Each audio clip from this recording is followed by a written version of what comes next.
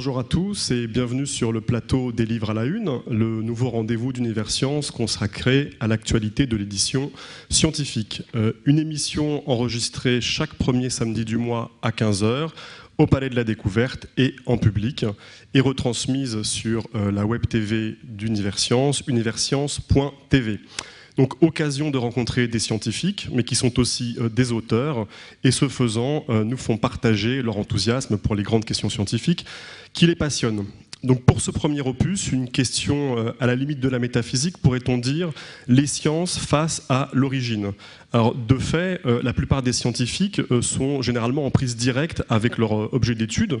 C'est par exemple le cas d'un physicien qui peut observer atomes et molécules sous son microscope.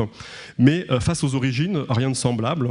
Ainsi, un cosmologiste ne pourra jamais revivre le Big Bang. De même, un paléontologue n'aura aucune chance d'observer nos ancêtres lors d'une partie de chasse. Et les premiers mots prononcés par l'espèce humaine resteront à jamais inaudibles aux oreilles d'un linguiste. Donc dès lors, si ces questions sont évidemment passionnantes, que peut réellement la science lorsqu'elle s'interroge sur l'apparition de quelque chose? Peut-elle parvenir à des certitudes? Sur ce terrain, n'entre-t-elle pas en concurrence avec les mythes ou bien les religions? Tout simplement, la question des origines est-elle seulement scientifique? Donc pour en débattre, j'ai le plaisir de recevoir Derek Bickerton. Derek Bickerton, bonjour.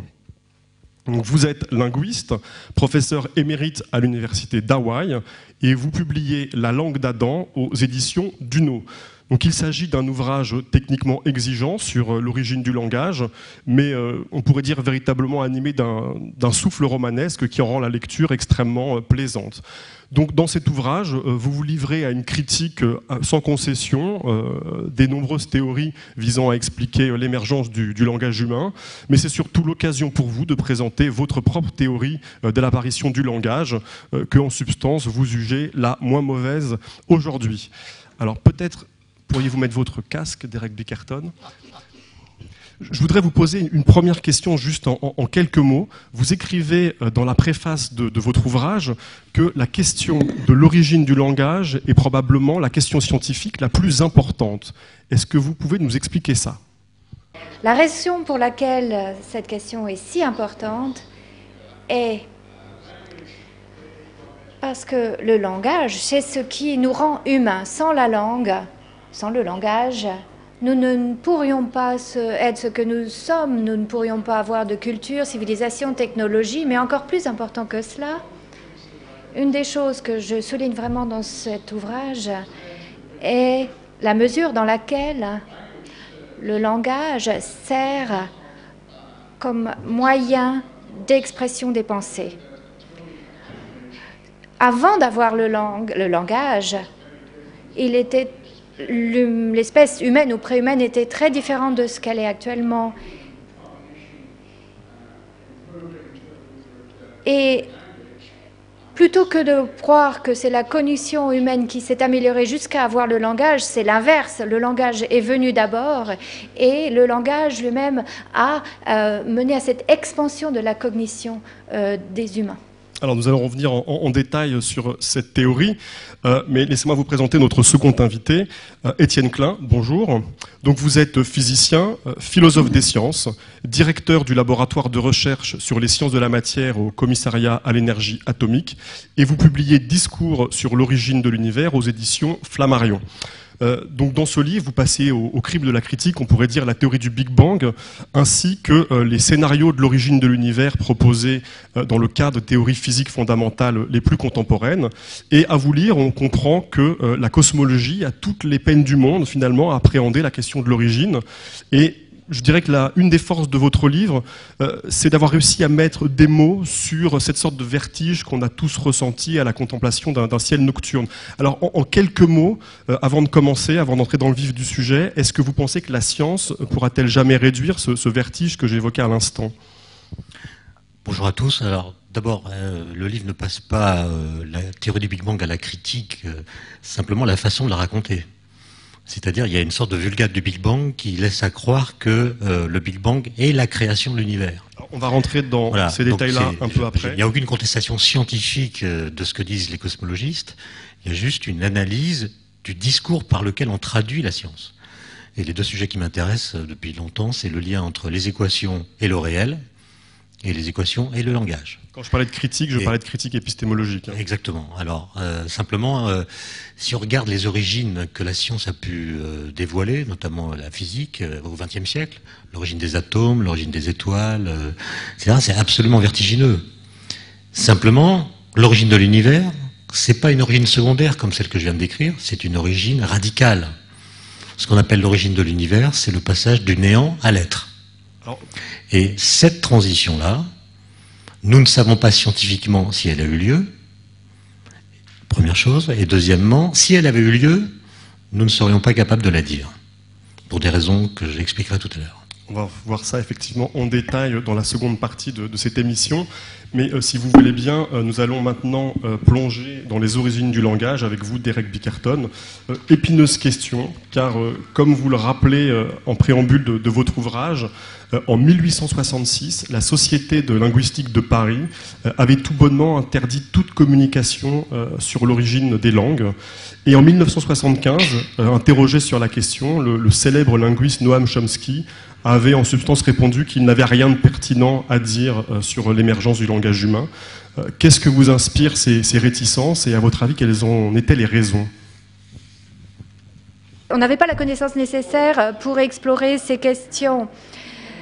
Ce n'est qu'au cours des 2 ou 3 décennies passées, depuis 1980, disons qu'il est possible de penser de façon constructive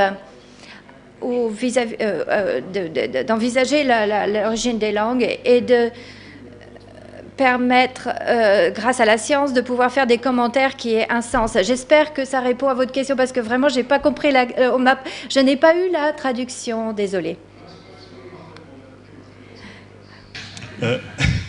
Donc vous le dites, depuis le début des années 80, la science permet d'interroger cette problématique de l'émergence du langage humain.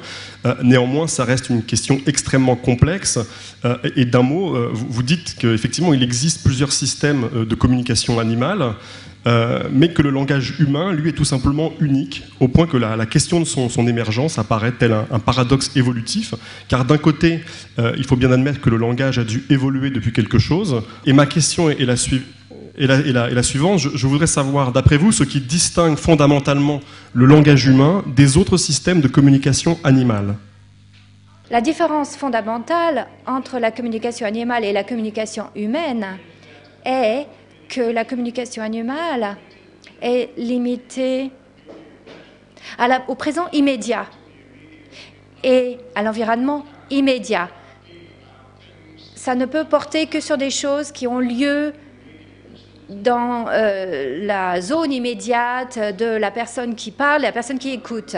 Ça signifie qu'il n'est pas possible, dans le cadre de la communication animale, de faire référence au passé, à l'avenir, à des choses qui sont passées dans le produit, à des choses qui ont lieu actuellement, ou à une interdistance. Donc, vous êtes complètement limité en communication animale à une forme d'expression présente. Imaginez si vous ne pouvez parler uniquement que de ce qui se passe actuellement dans cette salle devant vos yeux. Vous ne pourriez pas dire grand-chose. Et c'est donc la différence profonde qui existe et la clé de compréhension, c'est cette propriété de ce qu'on appelle en langue déplacement. Le déplacement, cette capacité à communiquer, à parler de choses qui sont en dehors de cet environnement présent et cet environnement immédiat. La question que je vais vous poser, c'est de savoir, d'après vous, quel est cet élément propre au langage humain qui est apparu dans un système de communication animale et qui aurait mis, d'une certaine manière, l'espèce humaine sur la voie d'un proto-langage. Alors là, cette chose nécessaire, et on ne peut pas comprendre les choses si on n'étudie pas le comportement des fourmis et des abeilles, qui d'un point de vue de l'évolution est très très différent du langage humain, bien entendu, mais qui a une caractéristique qui est le système de communication. Un système de communication qui n'existe pas dans des systèmes de communication de créatures plus complexes. C'est précisément cette capacité à pouvoir parler de déplacement. Et chez les fourmis et chez les abeilles, bien entendu, c'est beaucoup plus limité que dans le langage humain. Les humains peuvent communiquer sur n'importe quoi, alors que les fourmis et les abeilles ne peuvent communiquer que sur les objets qu'elles recherchent ou qu'elles transportent. Mais en fait, c'est important de comprendre que les abeilles et les fourmis utilisent des sources de nourriture qui sont trop importants pour être exploités par des individus séparément. Donc, pouvoir exploiter ces sources de nourriture, ils doivent pouvoir s'appuyer sur le recrutement. Qu'est-ce que je veux dire par recrutement?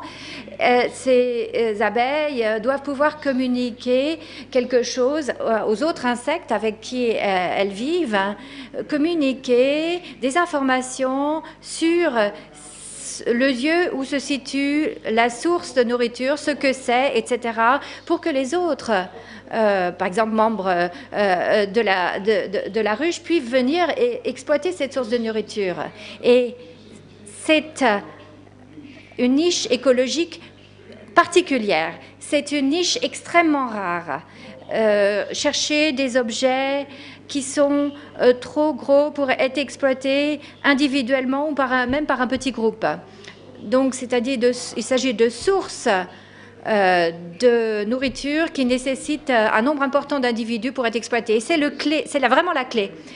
Et il y a une croyance très étendue que les humains sont devenus de plus en plus intelligents et que les systèmes de communication graduellement se sont transformés au fur et à mesure de l'augmentation de l'intelligence en langue. Et tout biologiste vous dira que c'est ridicule. La biologie ne fonctionne pas comme cela. Ce qui s'est produit, c'est qu'il faut qu'il y ait une pression évolutionniste pour que quelque chose se produise, quelque chose, une pression particulière qui a amené à une chose aussi unique que le langage. La pression doit être également unique, et la pression était unique, était spécifique aux humains, et c'est exactement le même type de pression qui a lieu, qui s'applique sur les abeilles et les fourmis, c'est-à-dire l'exploitation de sources très importantes, très énormes de nourriture, et également, et en particulier, l'exploitation de grands animaux morts. Peut-être que vous voulez me poser une question là-dessus?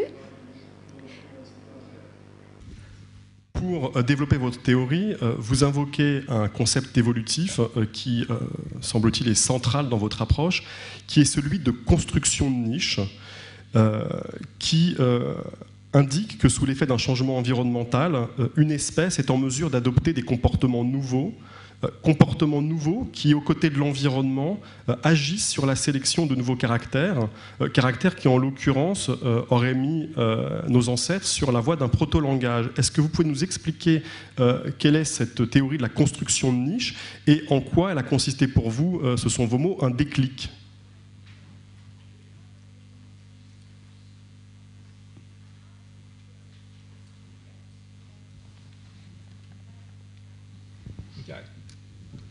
Okay, Alors, il faut regarder quelque chose qui est assez curieux, mais si vous lisez tout livre sur l'évolution du langage, ils n'ont rien à dire sur ce qui s'est passé dans le cas de l'espèce humaine entre le moment où elle s'est séparée des grands sages et actuellement. On ne dit rien sur ce qui s'est produit. Et ce qui s'est produit doit être crucial parce que, bien entendu, la chose la plus importante à comprendre quand il s'agit de l'évolution du langage, c'est que cette évolution fait partie de l'évolution humaine. Et on ne peut pas comprendre l'évolution du langage si on ne comprend pas l'évolution humaine. Et on ne peut pas comprendre l'évolution humaine si on ne comprend pas l'évolution du langage. Les deux sont vraiment liés de façon très intime, et il faut comprendre cela, et c'est quelque chose que tout le monde, pratiquement tout le monde dans ce domaine scientifique a négligé. Et si vous regardez l'histoire des humains et de leurs ancêtres, et on se rend compte que autour de, disons, 2,5 à 3 millions d'années, il y a 2,5 à 3 millions d'années, les ancêtres des humains trouvaient leur subsistance par un mélange de chasse opportuniste et de recherche de charogne. Et ce n'est qu'il y a 1,5 million d'années qu'on a eu la technologie et les outils pour pouvoir chasser des grands animaux, ou même des animaux de notre taille. Et donc, c'est pour ça que ça s'est produit. Donc, la source principale, c'était la recherche d'animaux morts. Et la recherche... n'oubliez pas que les humains, à l'époque, étaient beaucoup plus petits qu'ils ne sont actuellement. Et donc, ils ne pouvaient pas chasser la compétition dans le domaine de la recherche de charogne. Tous les prédateurs sont également des charognards. Et on ne peut pas considérer qu'un lion est uniquement un chasseur et une hyène est un charognard. Les lions peuvent également se comporter comme le charognard s'ils le doivent. Ce sont des animaux qui font les deux, la chasse et la recherche de charogne. Et donc, il y a environ 2 millions d'années, les humains étaient trop petits, trop faibles pour faire autre chose que avoir recours à la recherche de charogne et prendre ce que les autres animaux laissaient, c'est-à-dire principalement des os. Mais si on regarde les technologies très anciennes, il s'agit principalement d'outils de base, des petites haches qui étaient très utiles pour casser des os de grands animaux. Eh bien, pour casser ces os, vous pouvez les casser avec des haches assez rudimentaires ou des marteaux rudimentaires. Donc, vous ouvrez cassez les os, vous mangez la moelle qui est très nourrissante, mais qui ne fournit pas beaucoup de quantité de nourriture. Donc, l'étape suivante a été, eh bien, avant d'avoir des os, il y avait des corps. Et dans ces corps, il y avait des quantités importantes de viande. Imaginez un éléphant mort qui pèse presque une tonne. Il y a énormément de viande là-dedans. Et si les humains pouvaient avoir accès à cette viande, eh bien, ils pouvaient avoir la meilleure source de nutrition. Et on sait, d'après la théorie de la recherche optimale qui a été testée sur un grand nombre d'espèces, que pratiquement toutes les espèces préfèrent la nourriture qui leur donne plus d'apport nutritionnel. Et la meilleure apport nutritionnel, il y a 2 millions d'années, c'était des grands animaux morts. Et donc... Je crois qu'on a... Je crois qu'on a bien compris le contexte dans lequel vous situez l'émergence du langage. Environ il y a 2,5 millions d'années. Nos ancêtres se mettent donc à... I don't get the translation. Huh? I want to get the translation.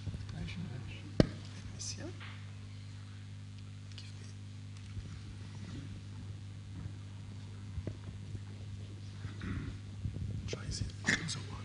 This one. To get the translation in English. This one. Yeah, okay. Est-ce que vous avez la... Yeah. Yeah. Hello, yeah. Donc oui, je disais, on a bien compris le contexte dans lequel vous situez une possible émergence du langage humain. Il y a environ 2,5 millions d'années. Nos ancêtres se mettent à chasser des carcasses de grands animaux morts. Est-ce que vous pouvez nous raconter un petit peu, comme vous le faites dans votre livre, de façon assez romanesque, ce qui s'est passé du fait de ce nouveau comportement qui fait qu'un beau matin, si j'ose dire, les humains, nos ancêtres, se sont mis à parler?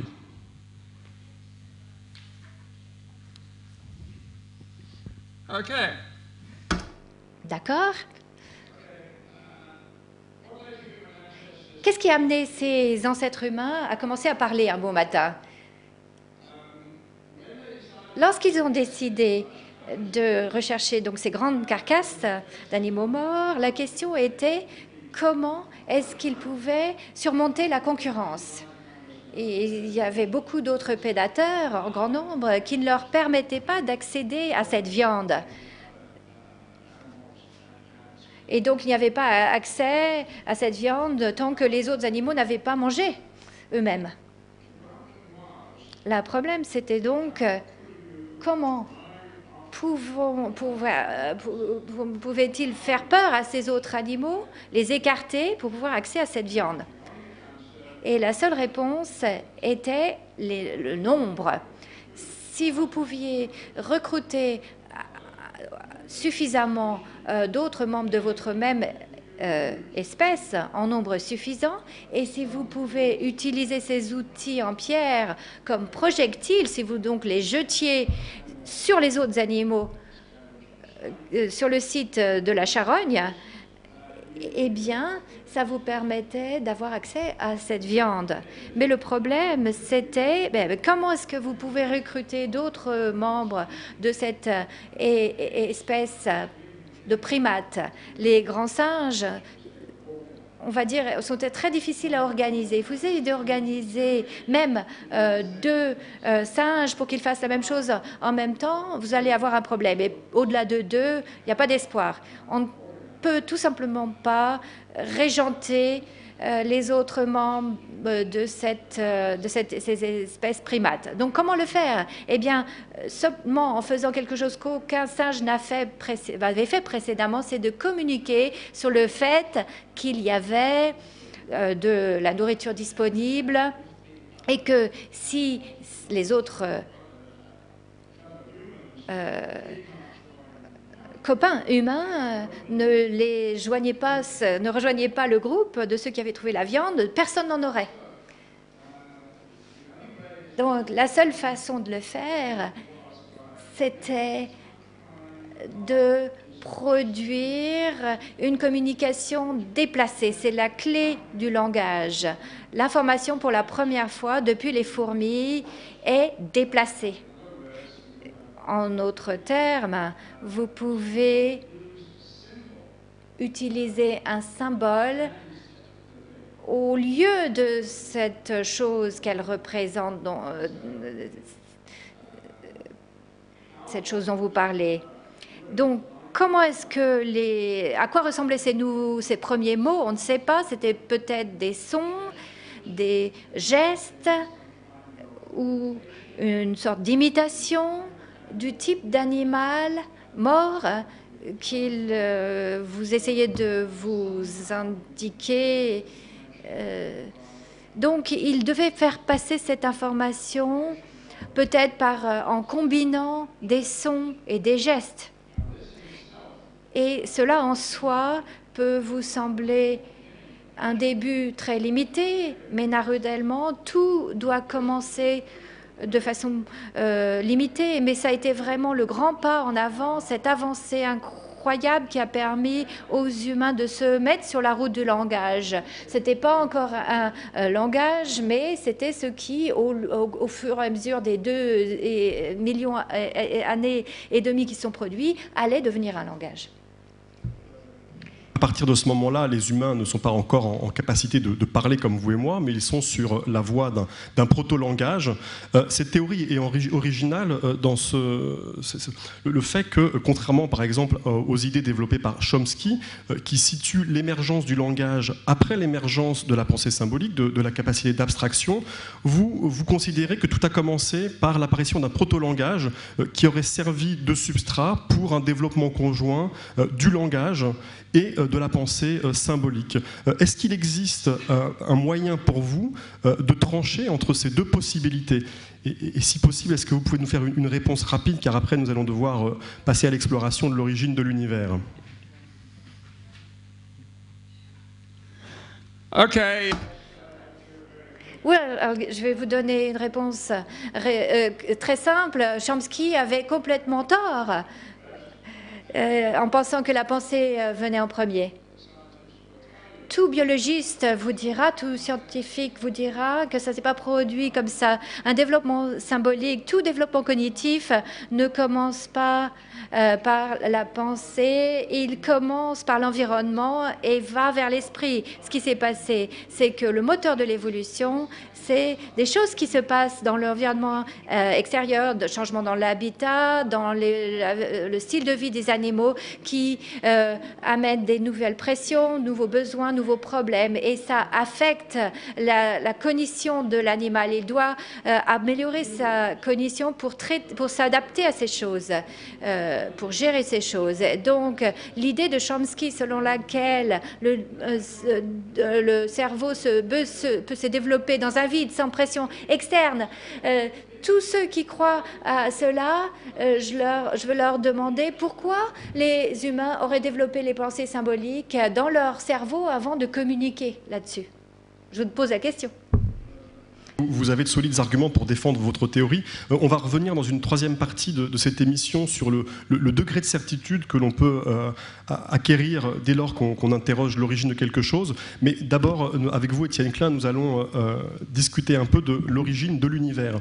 Alors, ce qui m'a frappé à la lecture de votre ouvrage, c'est que vous expliquez que la question de l'origine de l'univers en des termes scientifiques ne s'est posée que très récemment. Est-ce que vous pouvez nous expliquer quelles évolutions ont été nécessaires pour en arriver là ?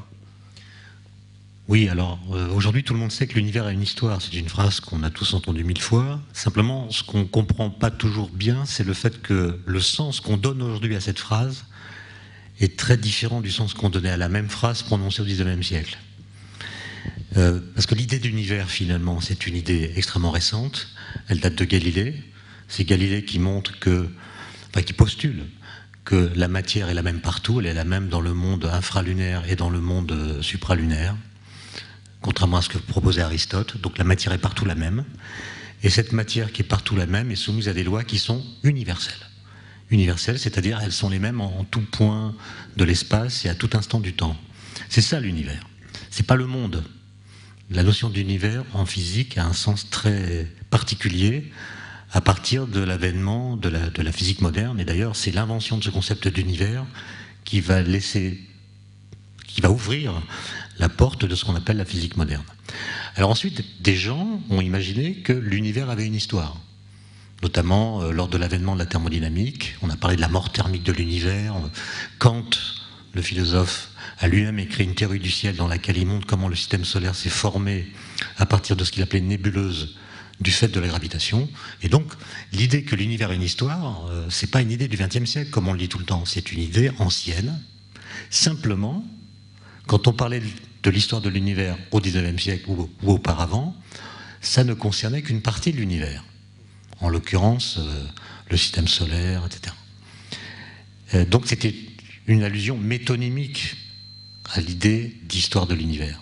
Or, la grande révolution, et c'en est quand même une, qui change le sens de la phrase sans changer son énoncé, c'est Einstein d'abord, qui fait une nouvelle théorie de la gravitation qui permet de penser l'univers comme un objet physique. C'est la relativité générale qui définit les paramètres de l'univers, qui sont des paramètres globaux et non pas locaux. Donc on peut caractériser physiquement l'univers, et non pas simplement ses objets. D'où la fameuse phrase de Bachelard, avec Einstein, l'univers devient un brevet d'ingénieur. C'est-à-dire qu'il y a l'univers d'Einstein, l'univers de De Sitter, etc. Ça, c'est la première chose. Mais comme vous le savez, Einstein ne croyait pas à l'histoire de l'univers. Il a fondé le concept d'univers au sens d'objet physique, mais il n'a pas cru qu'il pouvait avoir une histoire. Il le croyait statique, donc il a fallu un ingrédient supplémentaire. Il a fallu ensuite un autre événement, qui est la détection de l'éloignement des galaxies, ce qu'on appelle le décalage vers le rouge, ou le redshift des galaxies, par Hubble, qui lui-même ne croyait pas à l'expansion de l'univers.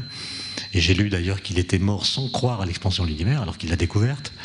Et c'est la mise en commun d'une nouvelle théorie qui donne un statut physique à l'univers, et d'un fait d'expérience, ou plutôt d'observation, qui montre que les distances entre les galaxies augmentent, qui permet de dire aujourd'hui que l'univers lui-même, c'est-à-dire l'univers en tant que tel, a une histoire, et pas simplement la matière qu'il contient ou le rayonnement qu'il contient.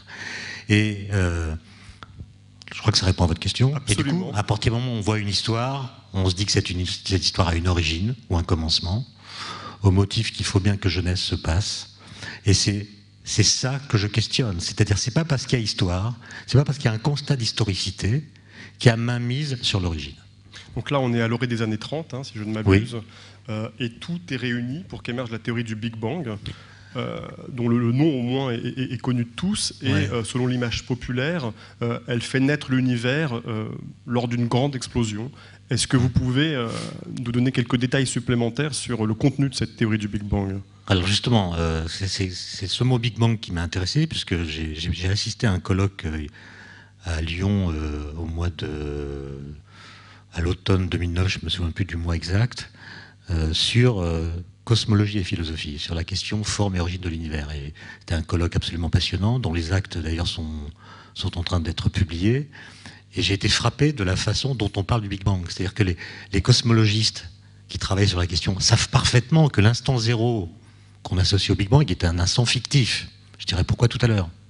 Mais quand ils parlent au public, ils l'utilisent quand même, par souci d'être compris. Or, ce qui est scientifiquement certain aujourd'hui, c'est que l'univers, il y a 13,7 milliards d'années, était beaucoup plus petit, beaucoup plus dense, beaucoup plus chaud. C'est ce qu'on appelle le Big Bang. C'est ce passage par une phase très dense, très chaude. Et simplement, le mot Big Bang a été prononcé par un adversaire de la théorie qui s'appelle Fred Hoyle en 1950-49, lors d'une émission de la BBC. Et pour que le public qui écoutait l'émission comprenne ce qu'était la théorie du Big Bang, qu'on appelait à l'époque la théorie de l'évolution dynamique, il a inventé ce mot Big Bang, qui a fait bingo. Et on l'a aussitôt associé à la création de l'univers. Et du coup, c'est greffé sur cette découverte scientifique un questionnement métaphysique. Qu'est-ce qu'il y avait avant le Big Bang ? Comment l'absence de toute chose peut-elle créer quelque chose ? Est-ce qu'il a fallu un Dieu, etc. Peut-être que la confusion... Or, ce que je dis, c'est que ce débat est prématuré et n'est nullement impliqué par la cosmologie. Pourquoi ? Parce que la théorie sur laquelle on s'appuie pour former les premiers modèles de Big Bang, c'est la relativité générale. Alors, ce qui est difficile à comprendre pour le grand public peut-être, c'est qu'on entend souvent que même si la théorie du Big Bang ne permet pas d'aller jusqu'à l'instant zéro, elle permet néanmoins de remonter jusqu'à 10 puissance moins 43 secondes après, entre guillemets, l'instant initial. Après quoi ? Mais vous dites, ce n'est pas pour autant une théorie de l'instant initial. Oui. Qu'est-ce qui manque finalement pour remonter depuis ces 10 puissance moins 43 secondes qui paraissent presque rien après l'instant initial jusqu'à ce qu'il y avait à l'origine ? Que manque-t-il dans la théorie du Big Bang ? En 2 minutes. Il manque, disons, la façon qu'on a eu de parler de la théorie du Big Bang dans les années 50, qui a fonctionné puisqu'elle s'est imprégnée dans notre culture. Et nous continuons de penser le Big Bang dans les termes des années 50. Or, quel était l'appui théorique de cette théorie ? On l'a dit tout à l'heure, c'est la relativité générale, qui est une théorie de la gravitation, et seulement de la gravitation. Donc, dans cette théorie, quand vous regardez les galaxies, vous voyez qu'elles s'éloignent les unes des autres, vous passez le film à l'envers, et en fonction de la loi dite de Hubble, vous arrivez à un univers dont la taille est nulle. C'est ce qu'on appelle une singularité. Donc, on l'associe à un instant zéro. Et cette singularité, dans le modèle de Big Bang primitif, c'est la création de l'espace, du temps, de la matière, de l'énergie, du rayonnement. Ok ? Mais, à l'époque, notamment lors des premières formulations par l'abbé Lemaitre, sa théorie de l'atome primitif, on ne se rendait pas compte qu'avant d'atteindre cet instant zéro qui apparaît dans les calculs, il y a d'autres forces qui interviennent, qui sont les forces électromagnétiques, nucléaires, il y en a 2, la nucléaire forte, la nucléaire faible. Or, ces 3 forces ne sont pas décrites dans la théorie de la relativité générale. Elles sont décrites dans un autre cadre, qu'on appelle la physique quantique, qui aujourd'hui propose un modèle de ces 3 forces qui s'appelle le modèle standard de la physique des particules. Ça veut dire que quand vous remontez dans le temps, dans vos calculs, arrive un moment, dans cette extrapolation vers le passé, où les équations de la relativité générale ne fonctionnent plus. En tout cas, elles sont incomplètes. Donc, même si Et donc, si vous voulez aller plus loin dans le passé, il faut trouver une théorie quantique de la gravitation. C'est-à-dire une théorie qui soit capable de traiter les 4 forces en même temps. Cette théorie, nous ne l'avons pas. Il y a des pistes. La théorie des cordes, la théorie quantique à boucle, j'en fais l'inventaire.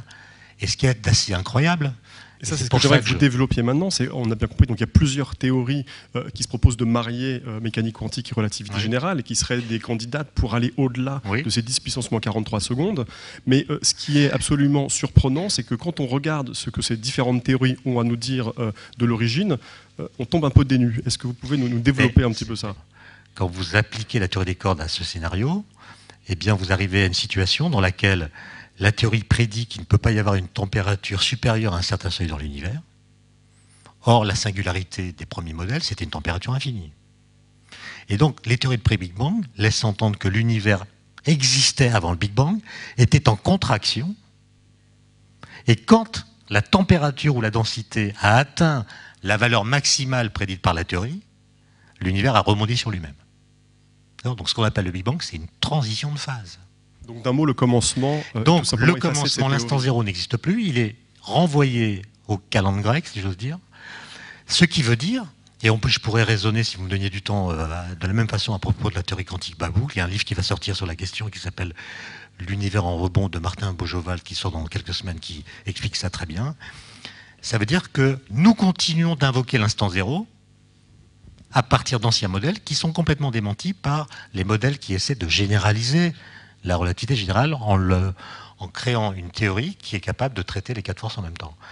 Donc ça veut dire que nous n'avons pas la preuve scientifique que l'univers a une origine. Et j'ajoute une chose, c'est que si l'univers a bel et bien eu une origine, nous sommes incapables de la dire. Pourquoi? Parce que l'origine, ce n'est pas celle dont parle Hawking ou les Bogdanov. L'origine, c'est la transition du néant vers l'être.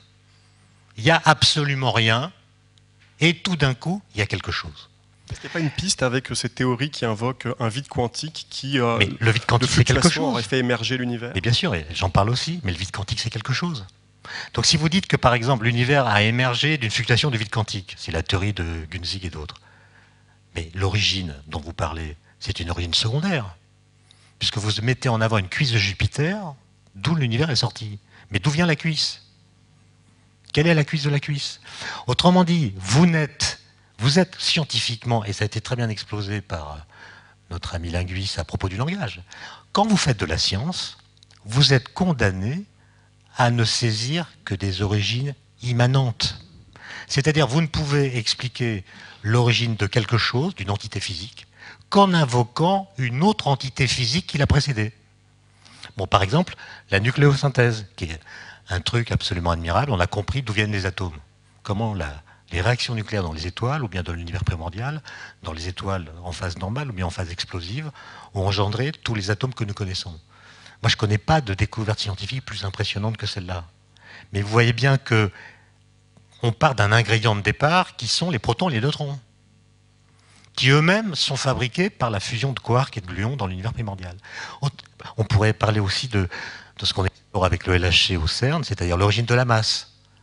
On est en train j'espère qu'on va trouver le boson de Higgs, mais si on le trouve, ça voudra dire que nous avons compris l'origine de la masse.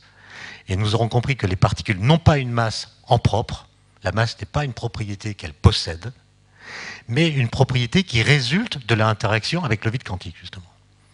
Bon, donc on va peut-être comprendre ça. Et vous voyez qu'on invoque une entité physique qui nous sert à comprendre l'origine de la chose dont on prétend comprendre l'origine. Autrement dit, une origine en science, c'est un achèvement.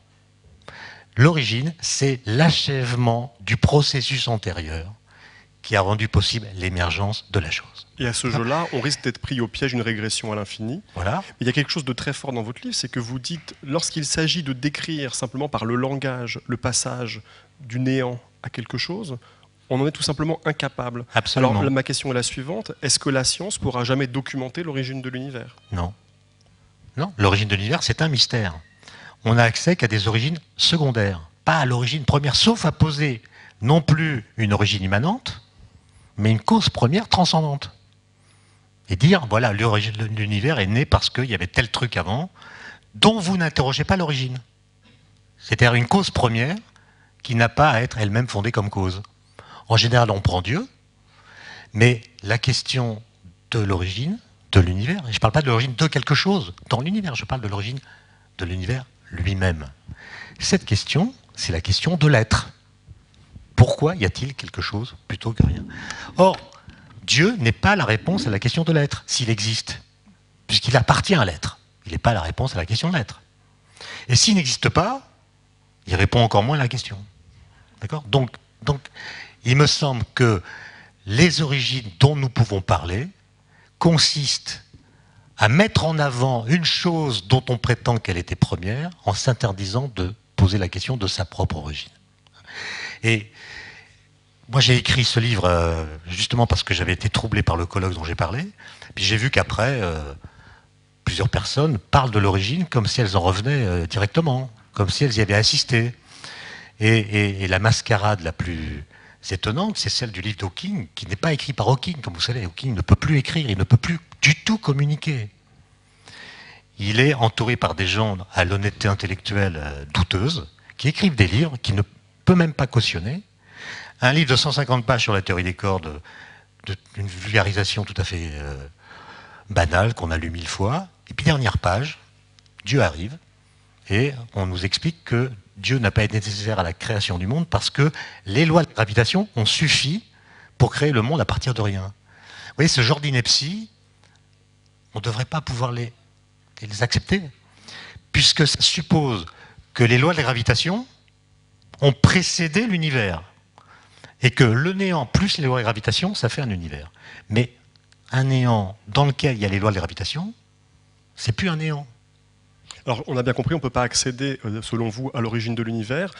Dans le champ de l'origine du langage, Derek Bickerton a une théorie, et ça n'est pas la seule, qui explique l'émergence du langage. Donc, j'aurais une question pour vous, Derek Bickerton.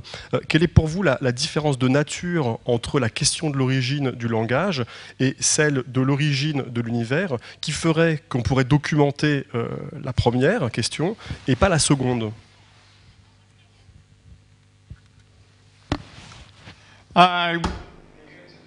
Je ne sais pas, je ne peux pas vous dire pourquoi. Je comprends pourquoi le problème de Dr Klein est plus insoluble. Je vous comprends parce qu'on remonte à des temps où il n'y a pas de preuves ou seulement des preuves très peu fiables de l'origine de l'univers. La question de l'origine du langage est assez différente parce que on a la paléontologie, on a l'histoire de l'espèce humaine, de ses ancêtres, on sait quelles étaient les autres espèces qui entouraient l'espèce humaine à l'époque. On peut reconstruire son écologie. Il y a des indications des fossiles. Bien entendu, on ne peut pas dire quand le langage a commencé, mais on peut dire approximativement quand ça a commencé grâce aux artefacts symboliques que l'on a.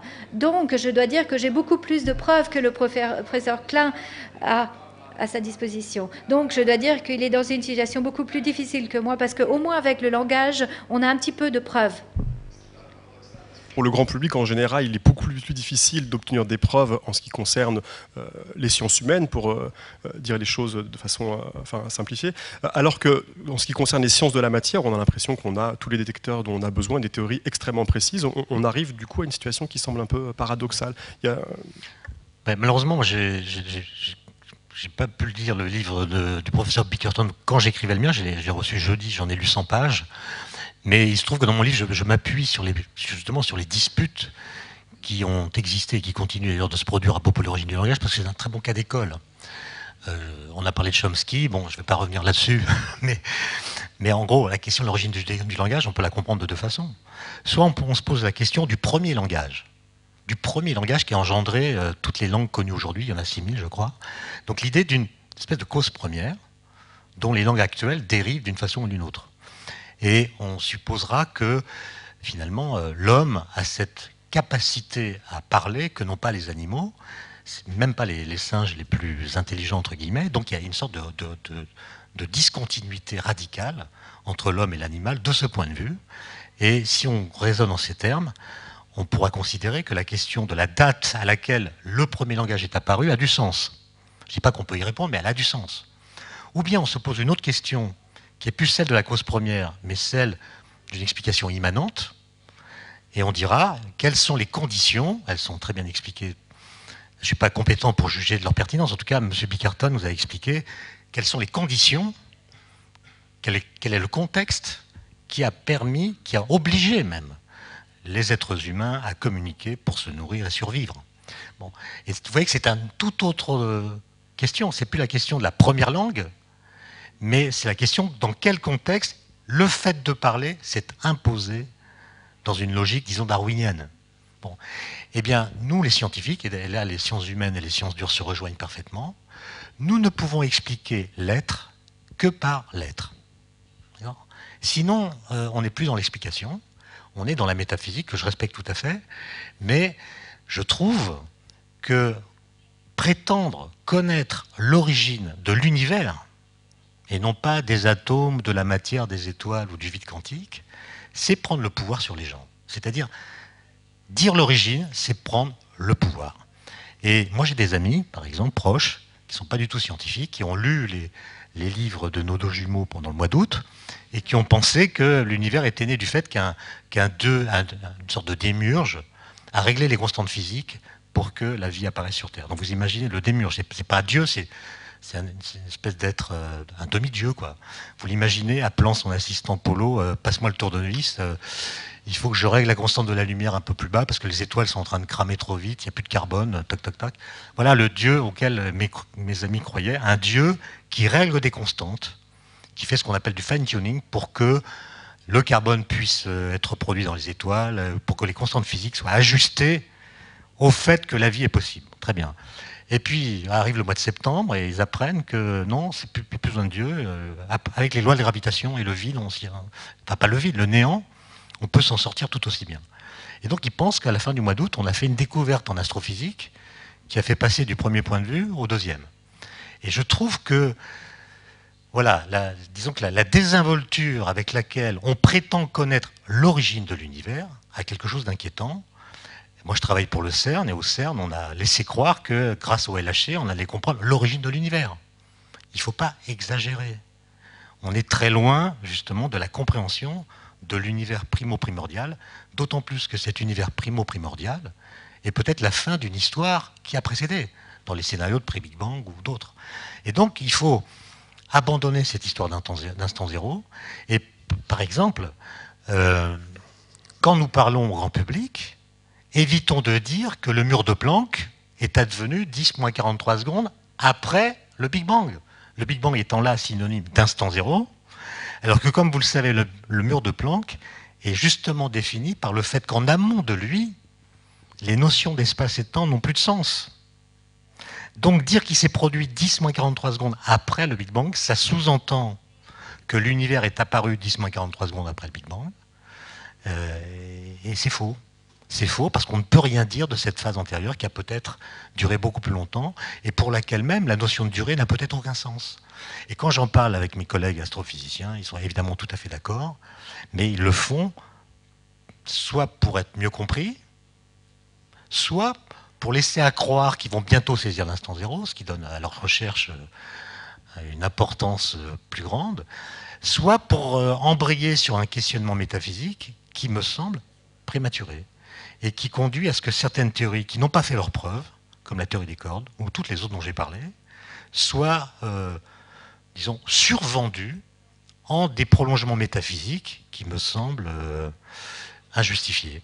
Contentons-nous de nous émerveiller de ce que la physique nous a appris de certains, avant de tirer des plans sur la comète ou de vendre la peau de la grande ours avant de l'avoir tuée. Alors, vous parliez de désinvolture dès lors qu'il s'agit de donner un scénario précis de l'origine de l'univers. Vous nous dites que c'est absolument impossible à documenter. À écouter Derek Bickerton. Juste une chose. Si j'avais intitulé mon livre « L'origine de l'univers », il se serait vendu 10 fois plus que « Discours sur l'origine de l'univers ».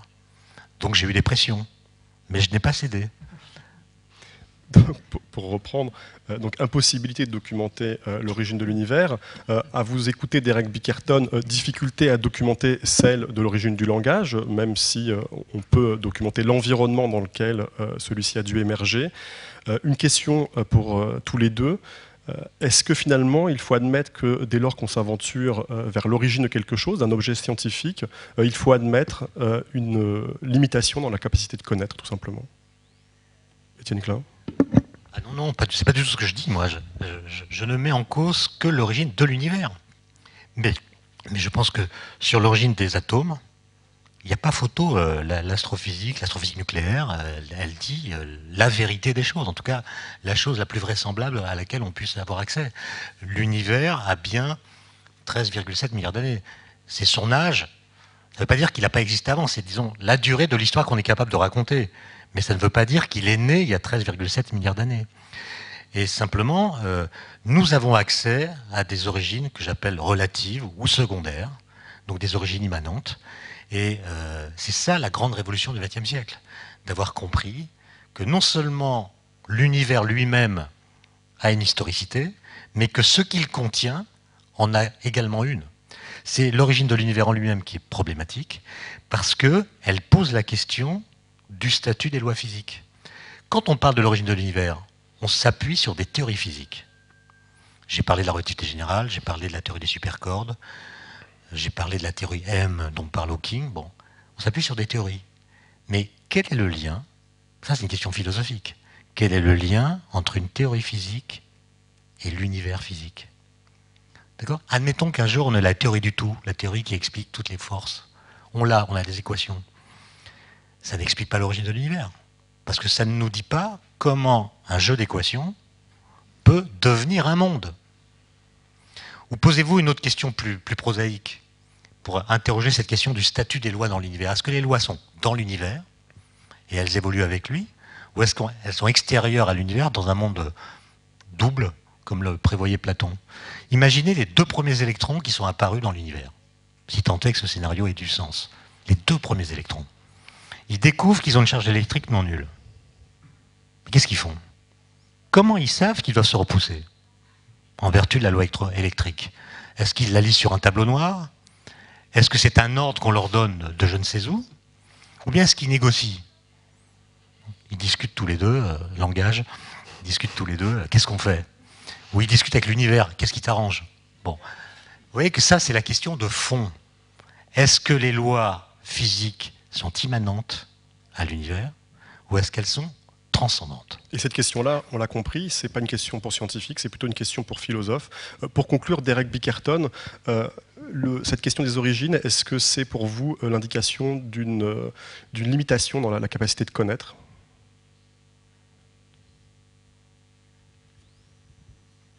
You know, this is just the... Oui, c'est juste la question que j'allais poser moi-même. Donc, très bonne question. Vous avez devancé ma question. Est-ce qu'il y a des limites à la compréhension humaine? Tu essayes de comprendre cela. Je crois qu'il faut considérer quelque chose qu'on ne prend pas en compte très souvent. On ne comprend pas qu'on a des pouvoirs de raisonnement, qu'on peut arriver à des solutions et que potentiellement on peut connaître, comprendre tout. Il y a différents problèmes liés à cette pensée. L'un d'eux est que nous sommes une espèce de singe qui n'a que 5 millions d'évolutions par rapport à notre ancêtre commun, à l'ancêtre commun que nous avons avec les chimpanzés. Donc on se demande comment est-ce que cette famille des grands singes a eu la capacité de comprendre le fonctionnement de l'univers dans son ensemble? Et ça commence à sembler vraiment un peu plausible. Et il y a un papier très récent qui a été publié très récemment. Je ne me souviens plus du nom de l'auteur. Et ce papier dit que le pouvoir de raisonnement de l'espèce humaine elle-même ne mène pas à la vérité très souvent. Tout simplement parce que la raison humaine s'est développée au cours de l'évolution, tout comme nos autres capacités. Toutes les capacités que nous avons viennent de l'évolution. Donc la question est la suivante. comment est-ce qu'une recherche de vérité abstracte peut être facilitée ou rendue possible par l'évolution. Et il y a quelque chose qui a été similaire à cela, c'est la capacité à gagner des arguments, à remporter des arguments. Donc, dans cet article, on dit que ce qui est la raison, c'est en fait la possibilité, le pouvoir de produire des arguments. De ce que nous faisons, c'est que nous avons un point de vue, nous pensons peut-être que l'univers a commencé avec le Big Bang et on peut croire que l'univers, comme le professeur Klein le suggère, est comme un concert ou quelque chose qui entre en expansion, qui se contracte, etc. Et que notre section d'éternité n'est pas de l'éternité du tout et qu'en fait c'est beaucoup plus long. Donc il y a des arguments plausibles des deux côtés, il y a des preuves scientifiques pour les deux points de vue et ce que l'on fait en général, c'est on utilise les preuves scientifiques pour essayer de remporter un argument, un débat. Et la raison pour laquelle nous voulons remporter ces débats, c'est parce que nous sommes des singes et c'est naturel pour tous les singes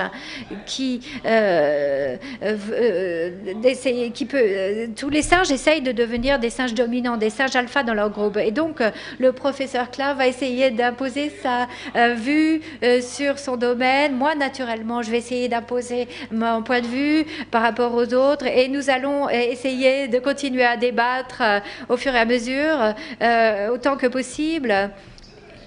Et donc, des considérations comme celle-là montre qu'il y a des doutes que l'espèce humaine peut comprendre, connaître tout, parce que nous sommes des êtres évolués dans un univers qu'il a évolué lui-même. Probablement, il y a des choses qu'on ne peut pas comprendre et connaître, on doit l'accepter. Le mieux qu'on puisse faire avec une théorie, c'est d'essayer de donner une explication raisonnable. Ce que je veux dire par explication raisonnable, quelque chose qui va nous montrer comment les choses s'imbriquent, comment les choses peuvent fonctionner raisonnablement et donc comment est-ce que le langage a pu évoluer et comment est-ce que l'univers a été créé et celui qui gagne, c'est celui qui a le plus de l'histoire la plus plausible et le plus d'arguments. Et je crois que c'est le peu que l'espèce humaine peut faire pour essayer de s'approcher de la vérité absolue. Donc loin d'être terminé, ce débat lui touche à sa fin. Il me reste à vous remercier, Étienne Klein et Derek Bickerton, d'avoir accepté notre invitation. Et pour ceux d'entre vous qui voudraient en apprendre davantage, je renvoie à la lecture de vos ouvrages « Discours sur l'origine de l'univers » chez Flammarion d'Étienne Klein et « La langue d'Adam » aux éditions Duno de Derek Bickerton. Merci. Moi, je vous donne rendez-vous le mois prochain pour une nouvelle édition des Livres à la Une. D'ici là, bonne lecture et ciao.